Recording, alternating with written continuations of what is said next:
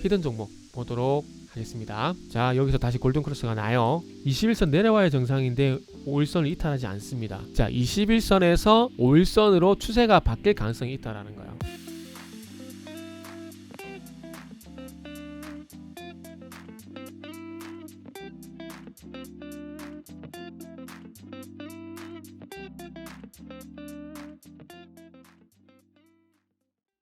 자, 반갑습니다. 알파프로 가족 여러분, 정택은 전문가입니다. 4월 11일 두 번째 방송 시작하도록 하겠습니다. 자, 두 번째 방송 종목은 카카오입니다. 그리고 방송 말미에는 히든 종목이 공개가 됩니다. 방송 끝까지 시청을 부탁드리도록 하겠습니다. 방송 보시고 난 이후에는 좋아요, 구독 부탁드리도록 하겠습니다. 자, 그럼 또 빠르게 한번 시작을 해보도록 하겠습니다. 지금 보시면은, 자, 우리가 코로나가 발생되면서 물론 그 이전에 카카오가 상승이 있었는데 이제 코로나 발생되게 되면서 이게 더 가팔라졌다고 좀 보시면 될 것 같아요. 이게 그 2018년 그리고 넘어서게 되면서 2019년, 2020년 좋게 볼 수밖에 없는 것들이, 자, 카카오가 투자를 되게 많이 했어요. 플랫폼 투자를 되게 많이 했습니다. 근데 항상 중요한 건 장사도 그렇고 기업 운영도 그렇고 손익분기점이 중요한 거죠. 카카오가 그전 같은 경우는 플랫폼 투자를 상당히 많이 하다 보니까 비용출에 대한 얘기가 나오게 되면 실적을 되게 안 좋게 실적에 대해서 비용출에 이 얘기 때문에 계속 발목이 잡혔었습니다. 잡혔는데 2019년에 들어서게 되면서 주가가 상승으로 좀 전환이 된 거예요. 2019년, 2020년, 2021년 이런 식으로 3년 동안 상승이 나왔어요. 3년 동안 주가가 상당히 많이 올랐기 때문에 주가 조정 과정이 제가 볼 땐 좀 더 필요합니다. 아직까지 다 해소가 안 됐어요. 그리고 제가 하나 더 보여주고 싶은 거 있는데, 1분기 실적 부진 우려, 2분기부터 수익성 개선, 2분기부터 수익성 개선이 된다고 보시기에 먹힐까라는 겁니다. 자, 2020년, 2021년, 2022년 여기 보시면은 실적이 계속 좋아지죠?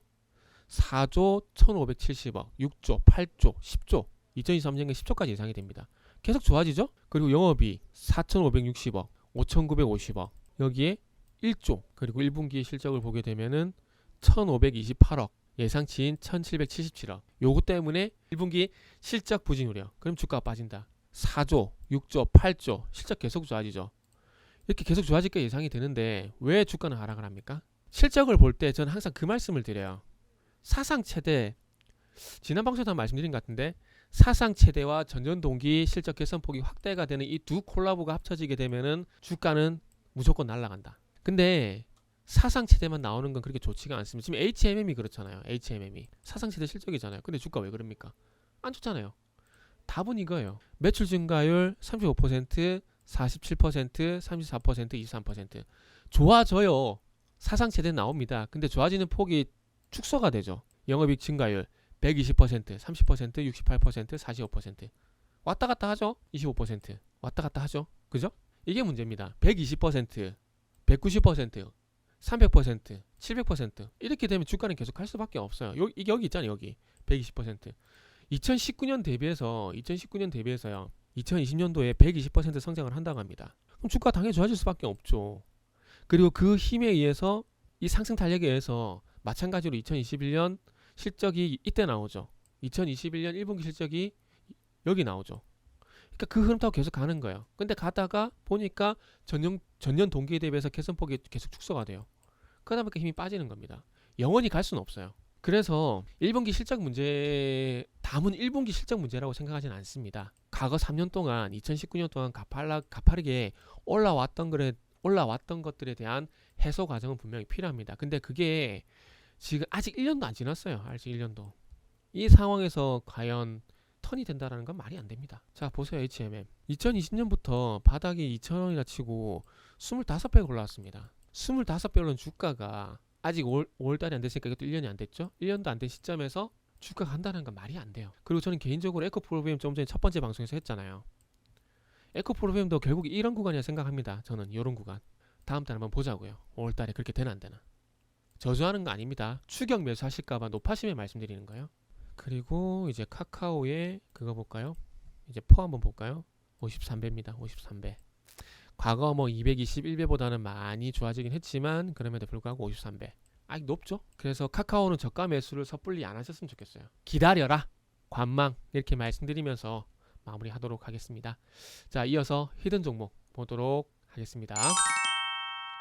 자, 히든 종목도 말씀드리고 싶은 부분이, 자, 항상 제가 말씀드리죠. 상승과 하락의 출발점 뭐다?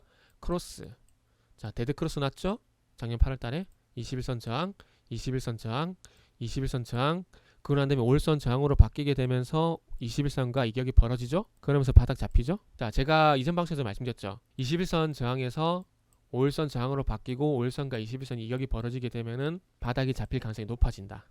보세요. 여기 바닥 잡혔잖아요. 그리고 이전에 하락하던 캔들 있잖아요. 캔들의 길이가 여기도 길어졌죠? 이렇게 되면 더 신뢰도가 높아지게 됩니다. 신뢰도가. 자, 5일선과 21선 데드크로스 났고 21선 저항에서 5일선 저항으로 바뀌고 5일선과 21선이 벌어지면서 지켜보다가 캔들의 길이가, 그러니까 변동성이, 캔들의 길이가 길어지게 되면서 변동성이 커지잖아요. 거기다 갭까지 나오잖아요. 이건 거의 99.9%입니다. 근데 여기는 21선에서 5일선으로 저항 바뀌었죠? 그러면서 5일선과 21선 이격 벌어지죠? 그리고 캔들 길이 길어지죠. 자, 여기 마찬가지죠. 여기도 일시적으로 하락이 진정세를 보이죠? 근데 여기는 21선입니다. 아직 21선. 여기는 5일선이고요. 길이가 더 길잖아요. 자, 그리고 난 다음에 최근 흐름 볼게요. 자, 골든 크로스. 그러나 골든 크로스가 났지만 하락할 때와 그리고 골든 크로스가 나고 난 이후에 거래량이 큰 차이가 없죠. 그러니까 주가 반등이 쉽지가 않은 겁니다. 자, 그리고 난 다음에 최근을 좀 비교해 볼게요. 물론 지금 최근 거래량도 그렇게 폭발적인 거래량이라고 보긴 힘들어요. 그러나 요때와 비교했을 때 거래량 큰 차이가 있으면 어쨌든 거래량의 변화가 있는 상황입니다. 그죠? 거래량 변화. 자, 여기서 다시 골든 크로스가 나요. 상승 조정 상승인데 여기서 21선 내려와야 정상인데 5일선을 이탈하지 않습니다. 자, 21선에서 5일선으로 추세가 바뀔 가능성이 있다라는 거예요.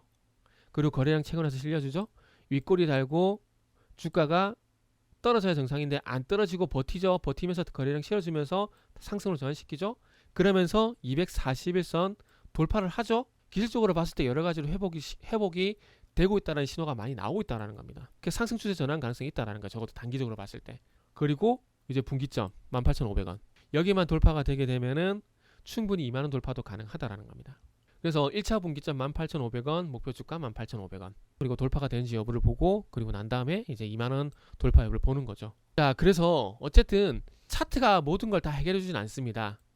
그러나 결국에는 차트가 움직여야 돼요. 그래서 이 히든 종목이 궁금하신 분들은 알파프로 홈페이지를 방문해 주시길 바랍니다.